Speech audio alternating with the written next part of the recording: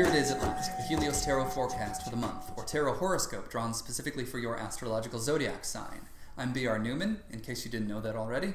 Check out my website, IamHelios.com, through the link below, and consider everything that I have to offer there. Consider signing up to receive any number of the personal readings that I offer, or consider signing up to take a course. The choice is yours. There's a lot to explore there. Also consider checking out Annie Botticelli's Storyteller forecasts to see the astrological side of everything you're going to see here. It's fascinating, I promise. So, okay, I guess we'll just jump right into it. So here it is, Gemini, your 5-card tarot spread for the month of November. This is a kind of condensed Golden Dawn spread which uses 15 cards. In this case, we have 5 to the same result.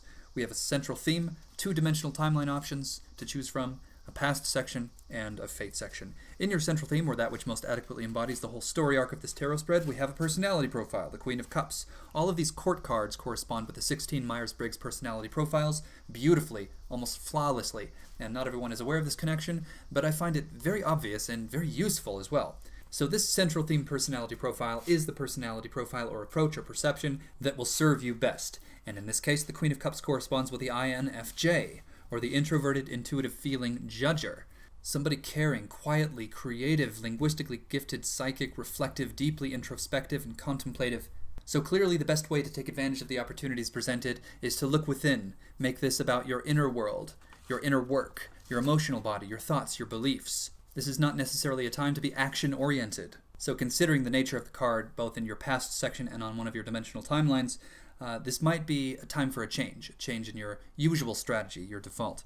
So considering the left-hand dimensional timeline, the Prince of Swords, and the Knight of Swords in your past, action is likely the way you have done things. Now, this is not necessarily to suggest that you are an action-oriented person. This is not an assessment of your personality. This is simply a way for you to decipher the context of this reading.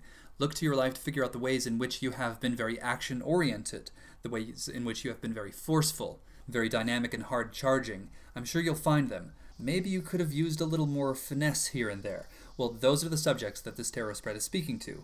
So the Queen of Cups is the answer to that. Look within to figure out the different way you could go about doing it, to figure out a way to go about addressing the situation or the opportunities that is a little more in line with your heart and what kind of impact you actually want to make here in the world. So the changes that are going to occur are going to directly occur within the realms that you have been more traditional, more results-driven, more opinionated, more judgmental perhaps, and also in social circles in which you have perhaps imposed order and structure in ways that it may not have been appropriate.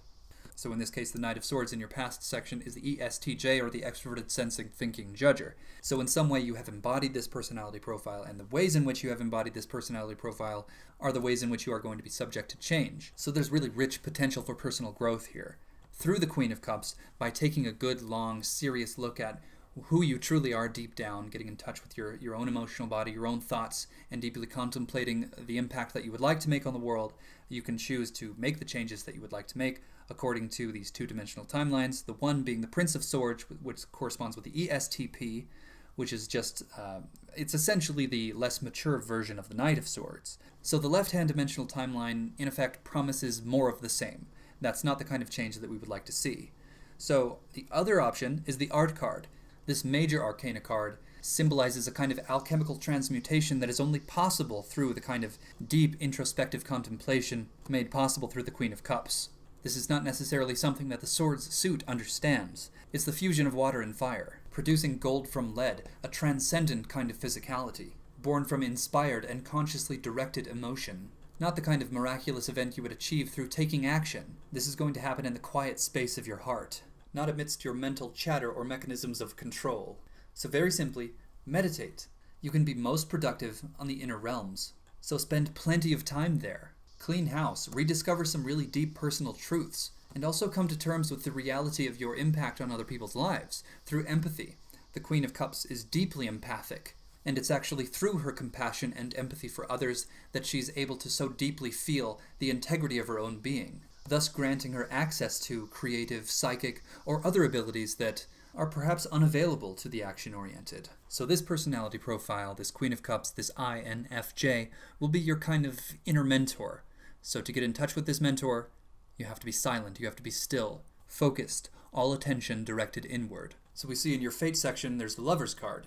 This is the fusion of opposites, very similar to the Art card.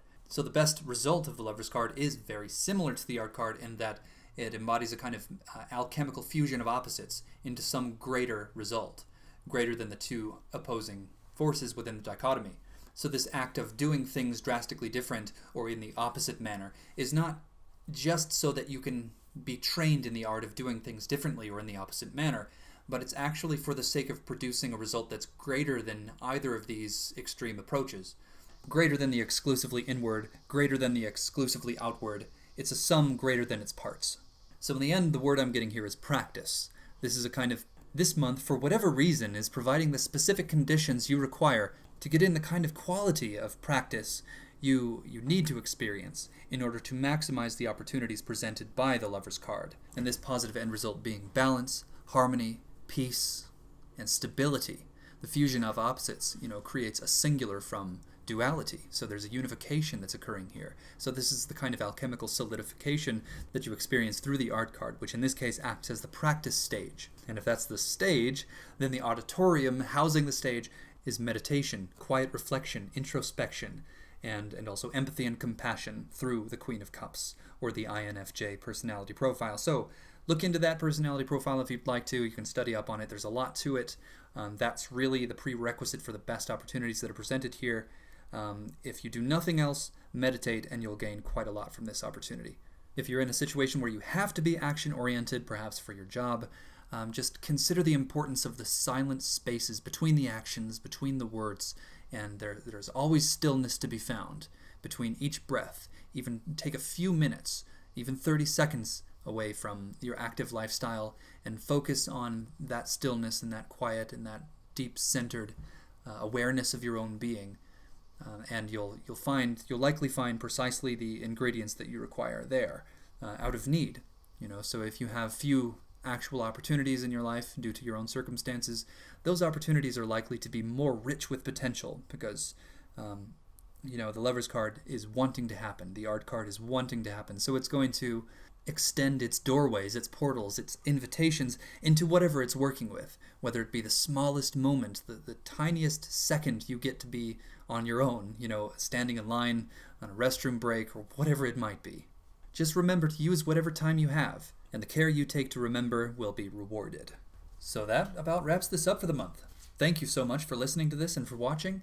Please do consider contacting me for a personal reading of any kind. You can check out everything that I have to offer on my website, IamHelios.com. You can also sign up for a master course I have available there. Whatever you choose, we can take this incredibly far and deep. You can gain so much from our work together, as many people have already. I hope to hear from you soon. Thanks again.